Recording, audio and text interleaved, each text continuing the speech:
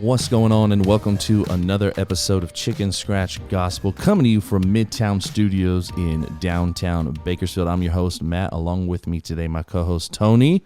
What's up, Tony? What's going on, guys? How's it going? Going great, man. Going great. Missing our other co-host, Daniel, but, man, stepping up and stepping in is our main man, Nathan Smith, going to be jumping in here today for us. What's up, Nate? What's up? Good morning, fellas. Man, I'm excited to be. Yeah, man. Look at the crowd goes wild for this guy. They love him here. They love him upstairs at 6 a.m. at Midtown. I don't know what time it is. I haven't checked, but listen. Last week we were able to jump into some good stuff. We talked about a lot of good stuff, and in the midst of what we were talking about, if you haven't listened to that episode yet, go back and check it out. But in the midst of talking about the topic, we had some seeds planted. Yeah. For another topic. Yeah. Some good stuff. And I was like, we got to talk about that. Like, how do we, okay, that needs to be another episode. And it turns out like that it turned into this episode. And so it just so happens that today we're going to be talking about a particular topic, a particular subject that we're going to cover today, and that's failure. And let's go to the scripture first. Let's go to the scripture first because, you know, according to church people, failure might as well be a four-letter word. We hate failure. We is not about, and some people say, well, that's not just church people. Yeah, I understand what you mean, but there's a different kind of pressure that for whatever reason that people put on themselves whenever they forget where they were when God met them, that they think they have to be perfect after that. But we'll unpack all that in a minute. Let's first go to Proverbs 24:16. And remember, the wisest dude ever, the dude that God said, you can ask anything of me. And he said, give me wisdom. This is the dude that writes this in Proverbs 24:16. Says, the righteous may fall 7 times, but still gets up. But the wicked will stumble into trouble. So lots to talk about today as we go over failure. I want to talk about, personal failure, failure in ministry, failure in leadership, all of these different things. So what are your guys' immediate thoughts? When you hear the word failure, what's your immediate thoughts? When I think of failure, man, I think of pain and hurt. I mean, I know, failure, just to be honest, failure hurts, man. It's painful. No one wakes up in the morning like, hey, guys, I think today I want to fail. Right, right. I keep thinking about it. There's so many emotions that are attached to just failing, like anxiety and embarrassment and shame and even sometimes anger. Yeah. And nobody, really freely goes and says, hey, I want to feel those things today. But when I think of failure, I also think of growth. And I know and growth hurts, so there's pain that's involved with failure. That's right. That's good. Yeah. Actually was messaging with Nate this morning, and, I commented, we follow the Leaders Only, or follow the Leaders Only Co. Yeah. We talked about that. We've given them a shout out before as a recommendation. And they had a good post today, and so I shared it, and Nate commented on it and then shared it. And I said, nobody ever asked the seed how it feels when it starts to sprout. And that's it. Yeah. If it had feelings, I'm sure it would hurt. But growth hurts sometimes. Nate, what are your immediate thoughts? When I hear the word failure, missing the mark. Yeah, that's what I think about when I hear the word failure, along with what Tony brought up as well. And also, I know that out of failure comes real growth, and real insight to the issue that you just failed. Right. Because it's something that you're going to learn from. But ultimately, when I think of failure, I think of missing the mark. Yeah. Okay. And that's a mark that sometimes we'll put on ourselves. People will put on us, whatever that may look like. Yeah, I like that, man. I remember serving as a youth pastor and serving in ministry as a youth pastor, worship pastor, did some associate work in one church, did just basically kind of a jack of all trades at this particular church that I was at for 12 years. And the pastor used to say this. He said, failure is not final with the Father. And I loved that. Yeah, I loved that so much. And, God, like failure is not final with the Father. But I have a question then. If failure isn't final with the Father, and we know that, why do we have such a hard time with failure? Like when I was younger, like I hated failing. And I'm not saying I enjoy failing now. I think that you cannot enjoy something but understand its value. But when I was younger, man, I hated, I mean, I would not admit when I failed because I knew how hard I was going to come down on myself because I messed up, because I missed the mark, because and so I would feel all of these things. But as I've matured, I've learned that failure isn't just a part of life, but failure is a part of success. Yes. You know what I mean? Like, if you want to succeed, if you want to be great, man, you're gonna fail. Yeah. What is it, like Thomas Edison failed 1,000 times before he got that light bulb working? Right. I think a big part of that is the definition, or just the skewed idea we have of success itself. I think when we think about success, we think about possessions or something somebody has that we want, money, fame, or anything of that nature. I mean, we can go into a whole new topic about self-worth and all that great stuff. But, right. I mean, a lot of these guys that we term successful failed. Right. They failed a ton of times. I mean, we're talking about like MJ or Michael Jordan. Michael Jordan not making the JV team. Right. Oprah getting fired from her first gig as a newscaster. Spielberg not making, USC School of Theater. Right. But these are guys we talk about being great in the fields that they're all in, but they failed. We don't look at the pain and the hardship, the work that was put in to actually be successful. And I think failure, right, is directly associated with our self-awareness. Yeah. And as we become more self-aware, our relationship with failure changes. As a child, when you fail, right, you don't know what's coming from which parent at what time and what attitude they are bringing to the table at that moment. So you might have a horrible experience where you failed, you were corrected wrongly, and that like literally follows you into adulthood. So when you get to this place where you're more self-aware and understand the extremes of positive or negative, you definitely have a healthier relationship with failure. But you have to develop an objective view of self. Yeah. And I think that's difficult sometimes to be able to, because I would venture to say that the majority of humanity does not have an objective view of themselves. They either think they're really great or they think they really suck. There's not very many people. There's not very many people that have a rhythm and a balance and an understanding of who they truly are and who they truly are not. Yeah. You know what I mean?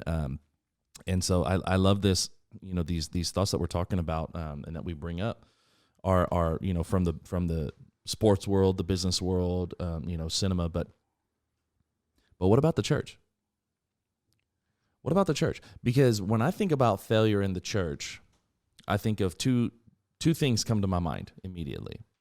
The first thing is the evangelist crying on TV because they've committed this great sin and they got caught.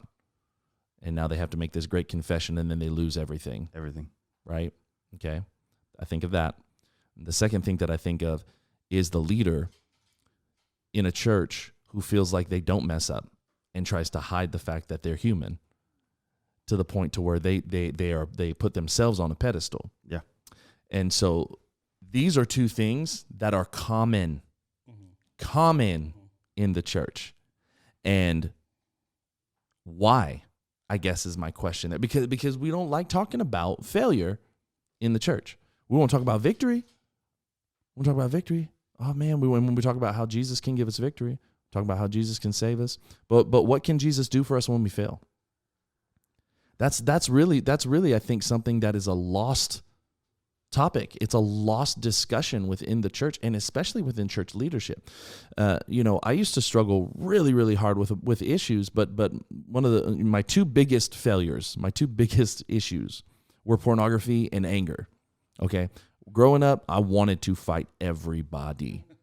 I went looking for fights. I wanted to fight. When I was about 13, I decided, okay, I'm not going to fight anymore, but my anger didn't change. Instead of going around fighting, I decided I was going to be funny, but I was going to be angry about it. And so I would beat people down with my words and my intellect and my humor. I would beat people down that were trying to make something of themselves. I would beat Christians down because they believed in this invisible God. I would do all of those things. And then I mean, with pornography, I had an unhealthy view of sex and women and pornographic images from the time that I was 8, 9 years old. It was a terrible situation that I was brought up in. But I remember when my failures in my addiction to porn came to light with my wife. It was really, really early on in our marriage, and we weren't okay. Like, we weren't okay. I was feeling ashamed. I was feeling unworthy of this amazing wife because I knew that what I was struggling with. And my wife, in the meantime, is going crazy trying to figure out what was wrong with me because I wouldn't touch her. And the truth is, I didn't feel worthy to be intimate with my wife because of my failure in being addicted to pornography. And she was thinking that maybe I was done with her. I mean, we're talking a month into our marriage. You know what I mean? Like, this is very, very early on. And I'll never forget her response to me when she found out what I was struggling with. And I've shared this story from the pulpit, and I've had people tell me to shut up about it. I've had people tell me that I'm too open about my failures. You need to shut up and sit down. Because if we in the church as leaders and as pastors are not open and honest about our failures, then we're failing the people that we're leading and that we're pastoring. Yes. Amen.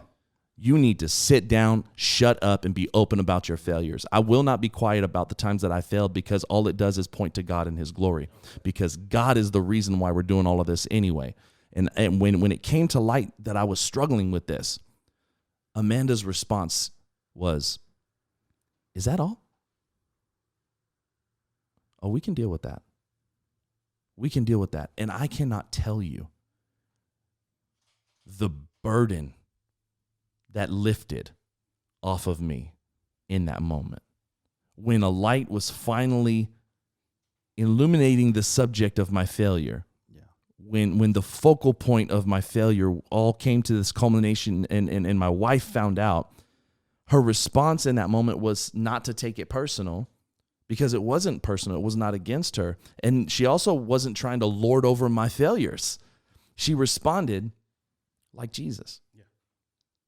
She responded like Jesus. In that moment, she was Jesus to me in her response. And so could our issue with failure and our fears with the admitting of failure be rooted in how people may respond to our failure? I mean, failure isn't appealing at all. It's not appealing to anybody. But I mean, if we go into it a little bit further, we look at people's reactions. And Amanda, the way she reacted, kind of reminds me of something that happened this week. And I think a lot of times, and I'll talk about that in just a second, because it brings up my quarterback from the Las Vegas Raiders. My quarterback. That's why he's sitting up front right now. But I think sometimes people who respond, the way they respond to failure, and a lot of times they sit in their own negativity, and they're simply like those pass the buck kind of people, or just they don't look inward, they always look outward kind of thing. Right. There is a sin of projection. Yeah. For sure. Yeah. The people don't maybe recognize that or call that out, but that is true. That's going around. And so like this week in sports with the wide receiver from the Las Vegas Raiders, who made the bad decision of driving intoxicated and ended and resulted in another woman's death. But then they came to the quarterback and they asked him his thoughts, and that's where Derek Carr stood up and he said, he said, somebody's got to love this guy still, and if nobody in the world's going to do it, I'm going to do it. I will still love him. I can hate the sin, but love the sinner. Mm-hmm. And the response, he just responded in grace. And so I think people's view of failure a lot of times it's a hard stop at failure, and it should be a checkpoint. Oh, that's good. Say that again. People's view of failure a lot of times is a thought of just a hard stop, when it should just be a checkpoint. Yeah, that's good. Because I know the fear of failing can cripple us, can paralyze us, but it should propel us to move forward, to learn from the lessons that others failed. Just like in ministry, that's why I always love the leader, the lead pastor of the church, to be completely transparent. Yep. Because there's so much more depth to that ministry when he is or she is. There's so much more lessons to learn from it Yeah. I mean, instead of trying to, get me with the mask or the facades or the lights and, all that other great stuff. I mean, but there's so much more to a leader of the church being completely transparent, because there's so much more I can learn from it. Yeah, but before people want to know who you serve, they're going to know who you are. Yeah. Exactly. And or they desire to know who you are. So what are you going to show them? Yeah, I love that, man. Pastor Tony out here preaching. Come on. He's out here preaching. I'm gonna piggyback off of that. At Pixar, when I was doing a little bit of study on this, at Pixar they used to tell the creators, fail early and fail fast. Take risk, because they know after that failure, there's gonna be a victory in that. Yeah. And that's gonna help propel the next person next to them to create even more. So fail early and fail fast. I want to go back to what you said, Pastor Matt, about the church. I grew up in the church, man. I was same thing. Talk to me. 10 years in ministry as a youth / associate / toilet cleaner, everything. Moving tumbleweeds, carrying water. Right, yeah, what do you need? Right, exactly. And so I think the reason why I think the culture is the way it is now is because we have this enlightenment inside the church that failure is something that is natural. We're humans, we're going to fail. Sure. But back then, as we see the evangelist get stripped of everything that he's done because he messed up, or we see that lead pastor, get stripped of everything he has and sits in the back pew now and doesn't even want to be part of the church because he messed up, that puts a fear in us as leaders, as pastors, right? Let's not unveil this, because if this does happen, everything that I've worked hard for in the name of the Lord will be dismissed now. Yeah. And no one wants to be dismissed. So yeah. I think this conversation is what's going to change today's church. Yeah, because the conversation still needs to be had. Yeah, absolutely. Because even though like the things that I'm referencing to those televangelists that had their big moral failures or whatever back in the we're talking about back in the 80s, 90s, but it's still happening today. It's still happening today.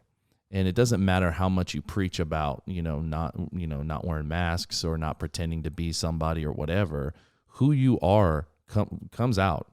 It will come to light, whether you are being open about it or not. Exactly. The truth will out. That will happen. And I agree with you guys that that people have such a fear of failure that it paralyzes them, or such a fear of a perspective of other people. And I actually just preached about this not too long ago in one of our series. But fear kills more dreams than failure ever will. That was a hard pill to swallow when you said that. And that's real, right? Like some of us, we don't get started on something that we know we should be doing because we're afraid to fail. Yeah, we fail 100% of the time with things we don't ever attempt or try. Yeah. Right. Was that, yeah, I've seen 12 posters with that. Now, who said it? Because I've seen posters. Michael Jordan said it. Gretzky said it. Notice I didn't quote it on anybody. Tony has a poster with him on his wall. Tony said it. I don't know who coined that, but that's very, very, we miss 100% of the shots you don't take. Yeah. It's very true. And I've seen this fear to be like most prominent within church leadership, especially with this particular thing, that church leaders, they're terrified of failing in front of their congregations. They forget themselves because none of this is ours anyway. Exactly. We're also human beings, right? Pastor Dwayne, a friend of mine, and I call him my pastor as well. He said we're not human doings, we're human beings, and so as we exist and do in this life, we will fail. Mm-hmm. That's gonna happen. Like if you haven't failed yet, chances are you're lying to yourself, but you're gonna. Or you're not doing enough. You're not taking enough risk. Absolutely right. Absolutely right. And, what's funny is this scripture that we talk about at the beginning or in Proverbs, the righteous fall 7 times, but they get up. Mm-hmm. And it's the getting up and keep, continuing to move forward, continuing to go through Christ. Now we know we can say as well, that helps us to be righteous. Mm-hmm. It's the not failing and then giving up, being hard on ourselves, killing ourselves over it, just in our minds and in our hearts, and being putting so much pressure on ourselves, the angst, the anxiety, all the things that come with that. Yeah. But it is the fact that we are choosing to get up and continue on that leads us to righteousness through Christ. And the prophet Jeremiah speaks to this as he prophesies to the tribe of Judah. If you read Jeremiah, he begins to prophesy, the was known as the weeping prophet. And he's talking to the people of Judah in Jeremiah chapter 8. And in verse 4, he says to the people of Judah, he says, "This is what the Lord says. You know, if a man falls down, he gets up again. You know, if a man falls down, he gets up again. And if a man goes the wrong way, he turns around and comes back." Mm-hmm. Now, this is the Lord speaking through the prophet Jeremiah. This sounds a lot like grace to me. Yeah. Yeah. Exactly. This sounds a lot like grace to me. Now, I'm not giving anybody the excuse or reason to go out and abuse the grace that is afforded us. That's not what I'm saying at all. Nor am I saying that you should go out and aim to fail. What I'm saying is that when you fail, it's imperative that we are open, honest, transparent, and authentic in our failures, because God is not just the God of the mountaintop. He's the God of the valley. Amen. He is not just the God of our successes, but he is the God of our failure. And so it's not a matter of if you fail. It's about how you respond when you fail. Right. And I look at it as in just as Nate was talking about failure. Let's just call it failure. He said failing was missing the mark. Mm-hmm. Basically sin. So if I look at as sin as failing, and I allow the sin or the failure to hold me, to have that weight on me, to cripple me, to paralyze me, I give my failures a whole lot of weight. I give it a whole lot, a whole lot of power. Yep. But if we turn from sin, if we get up when we fall, we can claim victory over not only our sin, but our failure. We claim victory over our failure. That doesn't mean that I'm ever going to be blameless or flawless, nobody is. Everybody's flawed. But I kind of take the concept from from my man Denzel Washington. He okay. He had this thing where he was talking to one of the greatest smiles in just the professional acting. The dude, the man. Fourth quarter. Fourth quarter. But he coined this concept of falling forward. Yep. So it's more of, that there's, again, going back to where there's lessons to be learned whenever you fall. But looking at it as in that it's just simply it's not a setback, but a setup for the next attempt. You know what I mean? Yep. I like that. That's good. Failing forward. I'm going to add to that. Can I add to that? Yeah. Please add to Fellas, that. as we sit here, I think of the next generation of men that are coming up in the church. Okay. And imagine if the pastors that we had going on before us would teach us how to fail forward, would teach us how to deal with the things like, pornography, right, anger, right, lust, all of these things that we struggle with, or have struggled with, I should say. Yeah. Imagine if they taught us how to fail forward, how much further we'd be along. Oh, come on. Nate. Right. Yeah. Right. I think that's a call for us. Absolutely. Absolutely. And I want to say this too, man, like I want everybody to understand that's listening. I have inspired more people in my failures than I have in my successes. Come on. That's just the truth. And we as leaders, we have a responsibility not only to lead in our successes, but we need to lead in our failures. Again, that doesn't mean that we go out and we try to fail. Nobody's trying to do that. But when we do fail, we need to show somebody how to fail. This is the right way to fail. Yeah. Because there's a right way and a wrong way, right? And in fact, we're not leading well if we don't lead out of our failures as well as our successes. We're talking about, those examples.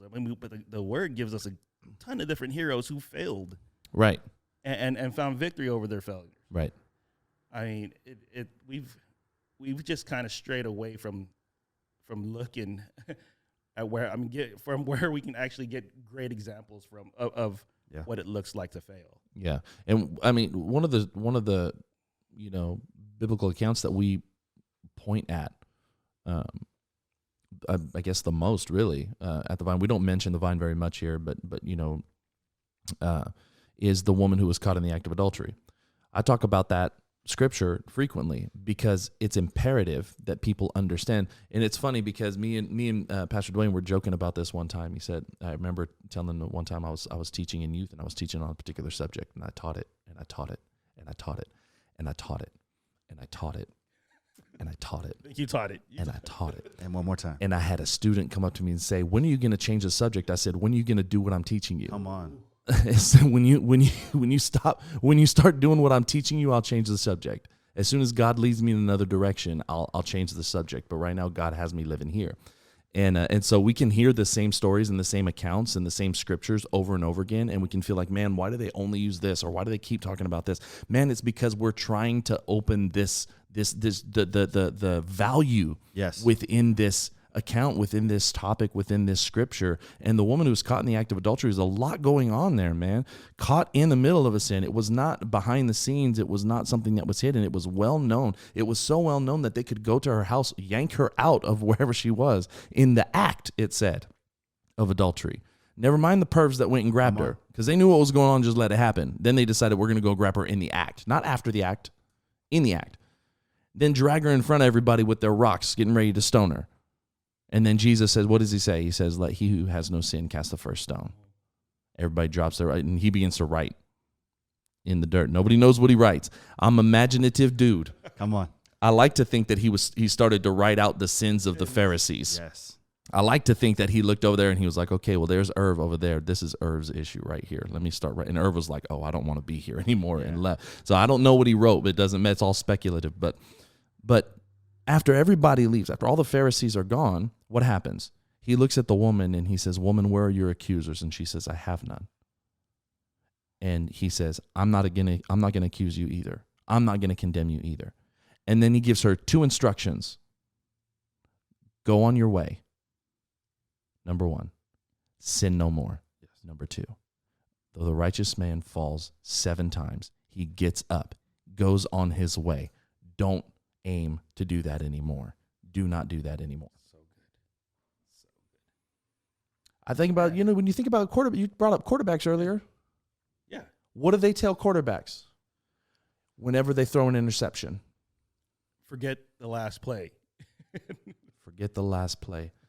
Man, that's almost forget the former things and remember them not. For behold, I am doing a new thing. Do you not perceive it? We're so caught up in remembering all of the ways that we failed that we cannot give God glory in stepping up and moving forward to the new thing that he wants to do in us. You know what I mean? Yeah. And we gotta develop this as leaders, as members of the body, as people who have been commissioned by Christ to go and love people well and to go and share this good news.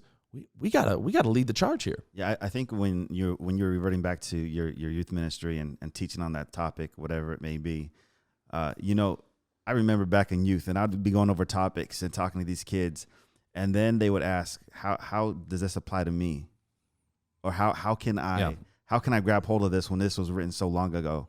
And then I'd bring up something that I walked through and how it's mirrored to the word. And I was open and honest with those kids, and they respected me more for it. Yeah. And they knew, okay, so if he applied it like this, maybe I can apply it in a similar fashion.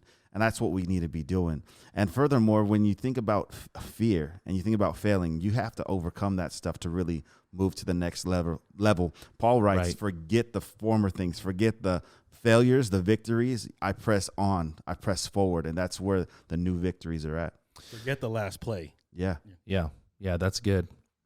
I mean, we used football analogies and Bible, but it's funny because what I actually wrote down, ministry is not a game, filled solely with successes. Now we know ministry isn't a game, but we're having this conversation today, and we bring up these different ways of describing, failures.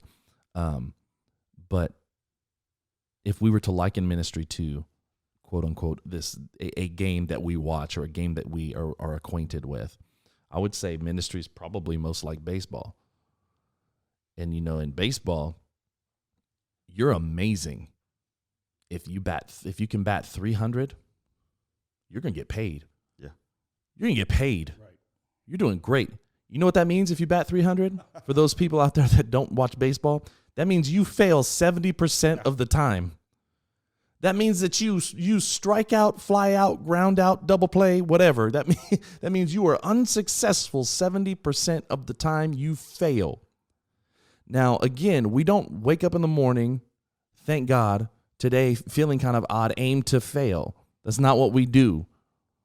What we do is, I'm going to succeed. And when we fail, we go, okay, my next at bat, I'm not going to fail. My next time up, I'm not going to fail. I'm not going to miss. And those guys that hit the 30% or 30% of the time, these are the guys that make it to the Hall of Fame. Yeah, it's only a couple dudes that have hit 400. Talk about Hebrews chapter 11. Come on, say it.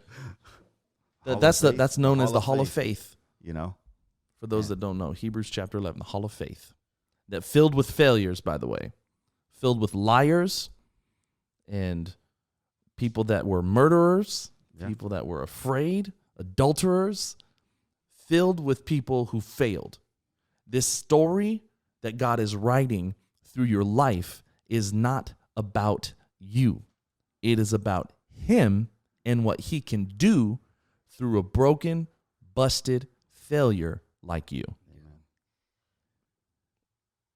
Everybody got real quiet just then. That's a mic drop. That's a mic drop. I was taking a drink. Everybody got real quiet.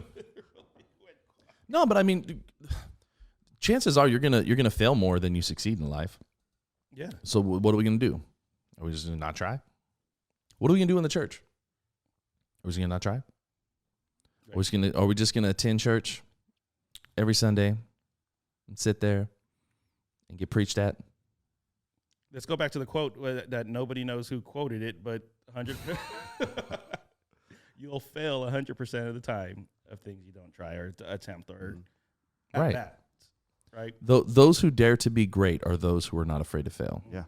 If I could be honest, that was me for a long time. Come on. I'll go on a Sunday morning, but I'm not getting involved. Share. I'm not going to that place. Uh-huh. Because if a pastor, especially a pastor, thinks I'm not good enough, I failed, and I'll just retreat. Right. I'll go back into that. Right. I'll go back into that cave, looking for the fire, looking for the wind, looking for all these things. But God's like, no, I'm in this small whisper. I'm still calling you. Yeah, and we're not going to do this. I mean, I didn't want to do this on the podcast, but God definitely whispered to Nate. He's been whispering to Nate, man. He's not through. He's not through with you. You got a lot more years of ministry ahead of you. You're talking about CSG, a springboard. You're called, man. Andy, you look like you're itching over there. You look like you're itching. Andy actually scared me earlier. He had his hands up in the air, and I didn't know what he was doing, man. And it kind of... I was stretching. Oh, okay. You stretched like a Muppet. You went like this. I usually make a noise when I stretch, and I was trying not to. So that's what happened. All right. Well, what you look like you're itching to say something. Okay. If you've talked to me this last week, I've had a question for a survey that I've been asking, and this kind of reminded me of it. Okay. What's more relevant, I guess, in your life? Is it intentions or actions? Oh, I saw that. I saw that you post that. That's an excellent question for people to. So, Andy's more than just the producer of Chicken Scratch Gospel. He is also an aspiring philosopher. So he asks questions like this because he likes to have the conversation, as it were. Because I'm sure if somebody were to choose actions, then he would have a conversation about the value of intentions. Yet if you were to say intentions, then he would have a conversation about the value of actions. I think that I think both are very important. I think that for me, well, you guys go ahead because I don't want to step on any toes here first. We went back and this is, I mean, if you go back a couple episodes, we kind of talked about this where our actions are birthed from a thought. It started with a thought. And then it moved forward into an action. Right. When a thought enters your heart, it's not long before it becomes an action. Yes. Right. Yeah. So I think both. Man, Andy, here we go. Thanks. But both are really important. I completely forgot the question. I had a point, and then which is more important to you, or what do you think is most valuable? I guess we could say. I don't want to reword Andy's question. If you want to ask it how you want to, what's more relevant? There you go. What's more relevant? What's more relevant? Oh man. Go ahead, Nate. Okay. All right. Just pass the buck. I'm gonna have to say action. Action. Okay. I'm gonna have to say action, Okay. and this is why. Because if and I guess it could go both ways, right? But now I'm like, maybe I shouldn't have said action. Exactly. Where But I if was it's at. something that's positive or negative, at the end of the day, God can still use it for His glory, Come on. regardless of what the intention was Come on. from the person that That's good. displayed that action towards you. That's good. So I would have to choose action, Andy. Tony, back to you. I'm gonna jump on what Nate said. Spaghetti. We'll just piggybacking. Yeah, no. I'm gonna pick the opposite just cause now. I like intention, man. I think once the thought has entered your heart, and this is just going back to Jesus. If you thought of it, or if it becomes, our minds are such a like a powerful tool, and if the thought never. So yeah, and again, we can go both ways. See, this is one of those questions Andy would definitely ask. It's beautiful. I did ask it, yeah. So are you going back to action now, Tony? No, I'm going to stick with intention, period. I will say, in terms of relevancy, if your intentions are pure, they will move you to act. So I will say intention, because I believe that you can say, well, no, they had good intentions. No, you didn't, because if your intentions were truly pure, it would Correct. move you to act. Yeah, so I'll say intentions. It's good. You can put that wherever you want, May. I don't know if you guys heard that, but That's my camera. but Andy's camera definitely fell on the ground. Her intentions. It's were good, fine, though. Andy. Her It fell on intentions were hardwood good. floor. It's That was fine. the action.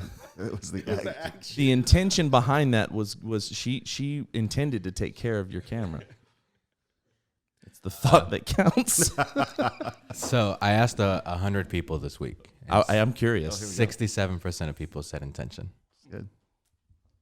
Now I would be curious as to a poll for those 67%. How many of that percentage act on their intention? That would be, I think, something I would be curious to see. So I did talk to some of the people, most of them, and a lot of the people that said action were people that don't act on things. Were a lot of them that said, I have good intentions and I never act on them.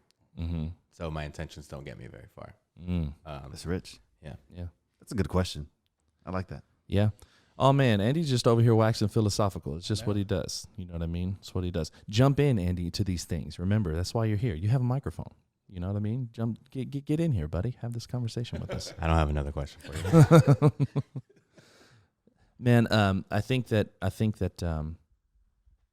you know, we try. It's funny because we try to be examples, and so often when we are in the midst of living a lifestyle that we feel we want to be exemplary, or we desire for this to be what people focus on, we then miss the mark in not showing them the whole picture. I mentioned this, I think, in last week's episode too. You know, I don't want to just, you know, show my kids how to succeed. I want to show them how to fail. I don't want to just show them how to live. I would hope that I would have their audience when I die. You know, if that's the case, I want to show them how to die well. I want to show them how to fail well. I want to show people that I serve alongside, and people that I have the blessing to be able to lead. I want to show them, yes, God, absolutely, God is on the throne in the midst of your successes, but God is also on the throne when you fail. I had a hard time just dealing with that. I mean, as a father, Yeah, I look at myself, you know, as the protector of my kids, as if there's something wrong, I want to fix it for them. But my wife, man, she had to correct me in it, and she was like, we have to allow them to fail. There's a lesson to be taught in their failures. And I was like, no, babe, I'm going to fix it. I got this.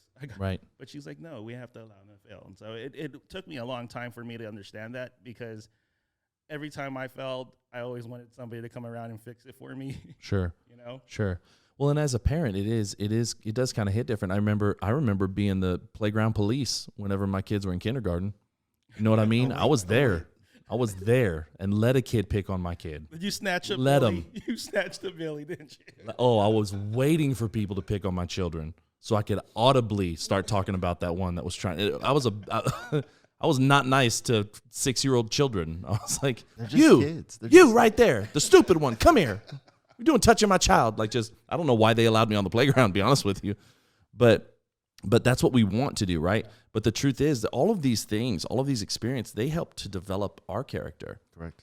All of our failures, they help to develop us. And even as a parent, we've got to be able to look at that. And I'm glad you brought that up, man, because that's hard to do. It's hard, man, when you're like, I have the answer. Could you just listen to me? And they're like, no, I want to do it this way. Okay. And I want to be the cool one, like, Daddy got you, babe. Daddy got you. Yeah. But no, like, you have to fail. I mean, it's just part of life. It happens. And it's not final. Right. Right. I can't speak on the parentals, bro. I'm not a father okay. yet. Yeah, there you go. Yeah, That's but, right. But moving into supervision at work, I'm seriously like one of those guys that expects me out of everyone, and just taking a step back and understanding my employees are their own individuals and they're going to fail the way they fail. Right. And I just have to be there to support and carry them through that failure and encourage them to do the next thing correctly. And I think that's kind of piggybacking off, the parental side is like allowing them to fail, allowing them to do it their way. And if it works, awesome, Right. get alongside them. But if it doesn't, say, hey, man, maybe we should take a look at it a different way. Yeah. If people never took L's, there would never be any game plans. Come on. Like, seriously, if all you did was just win, you would never know what it's like to have to call an audible. You would never know what it was like to have to make adjustments, as they say. We're using a lot of sports analogies today, but there's you see whenever it hits halftime and one team is losing, you'll hear the commentator say something like, oh, so and so needs to make some adjustments in the locker room here at halftime if they're going to hope to make it a fight or whatever. And the truth is, we must change our perception in life, in the church, in leadership. We must change our perception of failure as a total loss. Yeah. I was in the insurance game, and I was a claims adjuster, and you never ever wanted to be the one to give people the news that their vehicle that is theirs was a total loss. Because that means in 6 to 12 weeks, you're going to be getting a check for what I think it's worth. Yeah. You're going to have to figure out how to get another car, right? And that would obviously be very frustrating for people. And we value things in our life so much. We value our lives so much that when we take a loss, we think that we're just the worst. We think that it's when we fail, oh gosh, it's the worst thing that I've ever had. And I don't walk around with the scoreboard on purpose, because I know 100% I lose more than I win. So I'm not going to walk around with the scoreboard. And I don't keep score for anybody that's in my life.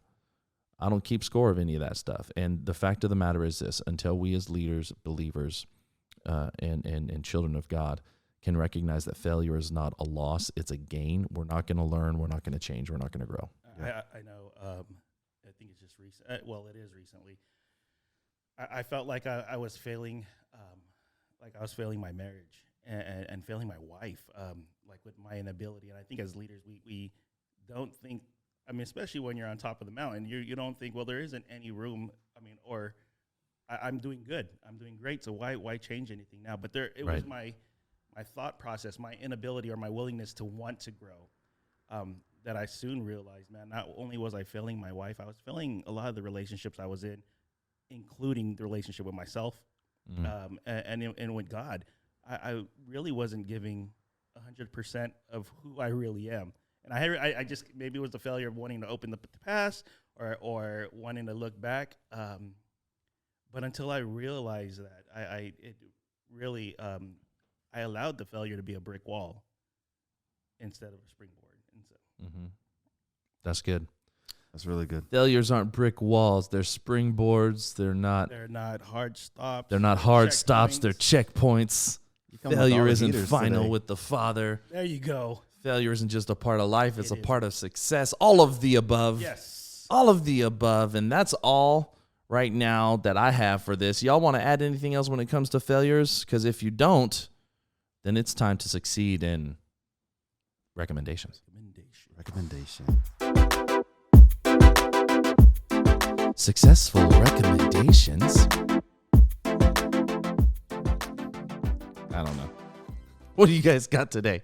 So I got, it's from Dale. Yes, Dale Partridge. It's called Saved from Success. It's talking about, where do I put it at? This right here. That's perfect. What if the world's view of success is God's definition of failure? Whoa. What is it? Who wrote it? Say that again. Say it again. Dale Partridge. It's talking about saved from success. It's just talking about this guy lost everything, and his view of success kind of had to alter and change a little bit. And so it says, what if the world's view of success is God's definition of failure? That's rich. I want to read this book now. Bam. I'm just gonna just drop the book. Or no, drop Yeah, the that's mic. good. No. Don't- Great book. Go read it. I'm actually going to give a shout out to my buddy Daniel Munoz. He's one of my good friends out in the South San Diego area. He's a men's mindset mentor, and literally his profile reads helping men transform trauma into mental, emotional, and spiritual success. He's a really good friend of mine. You can find him at D Munoz. That's DMUNOZ_official on IG.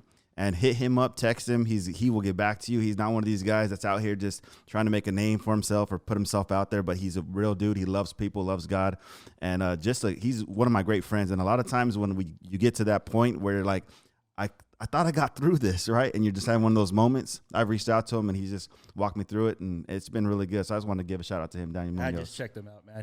His stuff is great. I love that. Yeah, we'll have to give him a follow. Make sure you do that. And he spelled it out and everything. I'm sure Eli in post, he's going to be able to put some stuff on the screen so we can give him a follo. Thanks. I'm giving Eli work now, but yeah, this is good. It's good. All right, man. One of my favorite authors, John Mark Comer. He wrote books like The Ruthless Elimination of Hurry. He also wrote the book God Has a Name. He has a new book out, and it's called Live No Lies. Recognize and resist the 3 enemies that sabotage your peace. Live no lies. And everybody that knows myself, knows my wife, know that we value truth above everything. We got 2 rules in our house. Rule number 1 is no lying. No lying. Rule number 2 is no cussing unless it's funny. You can't cuss unless it's funny. But John Mark Comer, Live No Lies, go check that book out. This is 3 recommendations that I'm absolutely going to be diving into. I'm stoked about, man. If all hearts are clear, then we're going to go on ahead and we're going to say that's all the time that we have for today's episode of Chicken Scratch Gospel. Make sure you follow us on social media. Go to our YouTube channel, subscribe, hit the bell for notifications so you know when the new episodes drop. Go love like Jesus. We're out.